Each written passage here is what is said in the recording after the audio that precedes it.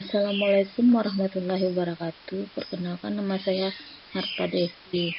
Untuk memenuhi tugas akhir mata kuliah penganggaran perusahaan dengan dosen Bapak Muhammad Rifandi SEMSI, kali ini saya akan membahas mengenai strategi Pertamina untuk menjaga rasio utang tetap sehat dalam upaya menghadapi tantangan dampak pandemi COVID-19.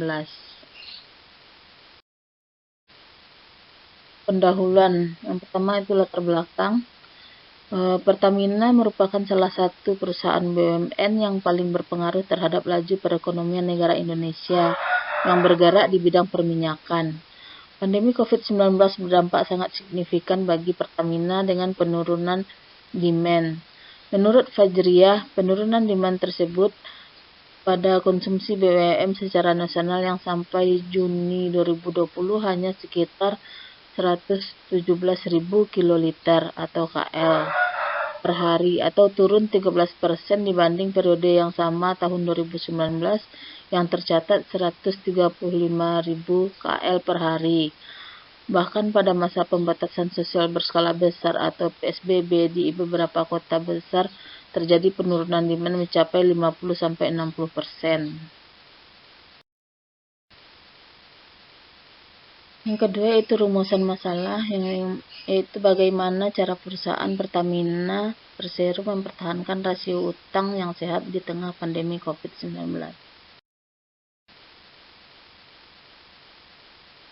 Yang ketiga itu tujuan penelitian, yaitu untuk mengetahui bagaimana cara perusahaan Pertamina Persero mempertahankan rasio utang yang sehat di tengah pandemi COVID-19. Yang keempat itu manfaat penelitian. Yang pertama, menambah pemahaman penulis dan pembaca. Yang kedua, mengetahui sejauh mana dampak COVID-19 terhadap perekonomian khususnya di PT Pertamina Persero. Yang ketiga itu mengetahui strategi Pertamina dalam mengatasi rasio utang tetap sehat. Selanjutnya itu landasan teori. Yang pertama itu anggaran hutang. Karakteristik anggaran hutang yaitu satu, pengorbanan manfaat ekonomi masa mendatang. Yang kedua, menjadi keharusan sekarang atau tanggal pelaporan atau neraca untuk mentransfer aset. Yang ketiga, timbul akibat transaksi masa lalu.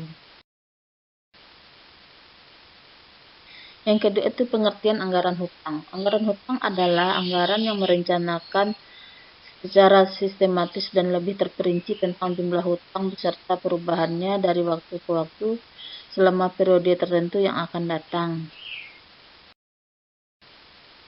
Faktor yang mempengaruhi anggaran hutang yaitu ekspansi struktur modal, anggaran pembelian material, syarat pembayaran, dan tersedianya modal kerja dan kebijakan perusahaan dalam pembayaran hutang, serta kepercayaan supplier dan bank. Selanjutnya, data dan informasi untuk menyusun anggaran hutang. Yang pertama itu rencana pembelian bahan mentah atau bahan pembantu yang tertuang dalam budget pembelian bahan mentah. Yang kedua, keadaan persaingan para pemasok bahan di pasar. Yang ketiga, posisi perusahaan terhadap pihak pemasok bahan. Yang keempat yaitu syarat pembayaran yang ditawarkan oleh pihak penjual. Dan selanjutnya itu tersedianya modal kerja perusahaan. Selanjutnya pembahasan yang mana profil perusahaan, yaitu sejarah mencatat bahwa eksistensi Pertamina dibangun sejak tahun 1950-an ketika pemerintah Indonesia menunjuk Angkatan Darat yang kemudian mendirikan PT Eksploitasi Tambang Minyak Sumatera Utara untuk mengelola ladang minyak di wilayah Sumatera. Dan perusahaan tersebut berubah nama menjadi PT Perusahaan Minyak Nasional yang disingkat dengan Pertamina pada tanggal 10 Desember 1957 yang hingga kini diperingati sebagai hari lahirnya Pertamina. Struktur organisasi perusahaan yaitu daftar susunan direksi baru yang sudah dipegang oleh Menteri BUMN Erick Thohir sebagai berikut. Yang pertama itu Komisaris Utama yaitu Basuki Cahayapurnama dan Wakil Komisaris Utama Budi Gunandi Sadikin, dan dibantu oleh 5 orang komisaris dan 6 direktur. Permasalahan itu ringkasan permasalahan itu sejak pandemi COVID-19, PT Pertamina mengalami kenaikan hutang sebesar 40,56 US miliar atau setara dengan 602,43 triliun. Adapun jumlah hutang tercatat naik 13,1% dari 35,86 US miliar pada 31 Desember 2019. Penyebab terjadinya permasalahan kenaikan hutang perusahaan PT Pertamina adalah karena berkurangnya pendapatan akibat pandemi COVID-19.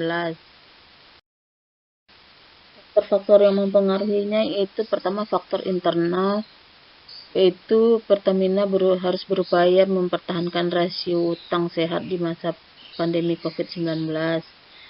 Yang kedua, Pertamina menetapkan anggaran belanja modal perusahaan sebesar 10,7 US miliar dolar di tahun 2021. Yang ketiga itu debt to equity ratio atau DR berada di angka 58,57%. ROI tahun 2019 berada di angka 13,06%. Banyaknya investasi yang dilakukan oleh Pertamina, dan selanjutnya itu Pertamina menerima pelimpahan blok migas yang habis masa kontraknya. Faktor eksternalnya itu salah satu BUMN yang berperan penting menjalankan proyek strategis pemerintah, dan adanya kebijakan-kebijakan dari pemerintah yang mengakibatkan Pertamina mengalami kerugian. Yang ketiga itu adanya hutang pemerintah kepada Pertamina sebesar 96,5 triliun sejak tahun 2017. Dan penugasan pembangunan rumah sakit COVID-19 serta isu proyek BUMN Tower di Ibu Kota Negara atau IKN Kalimantan Timur. Dampak permasalahannya yaitu Pertamina melakukan investasi guna menjalankan proyek sehingga memerlukan modal yang cukup.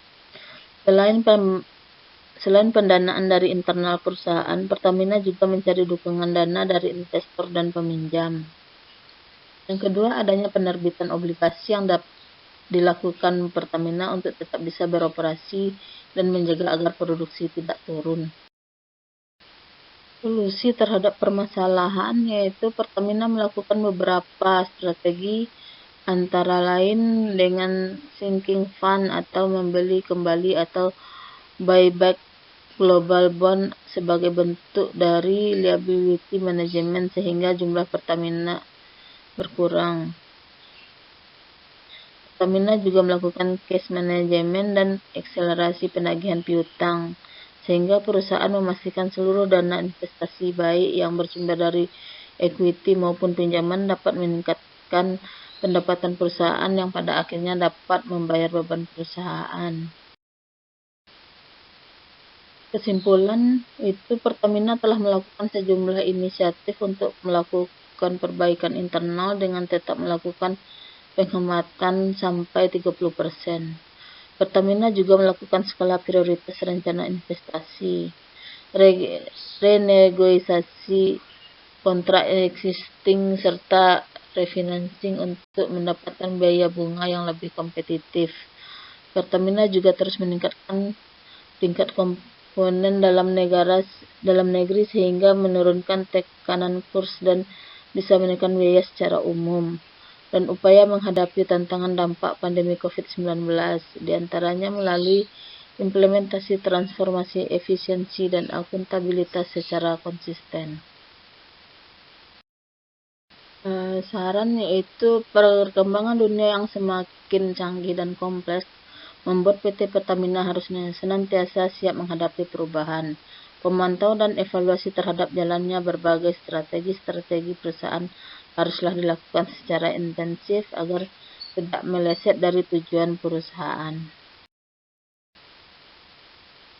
Sekian dulu dari saya. Terima kasih atas perhatiannya dan Assalamualaikum warahmatullahi wabarakatuh.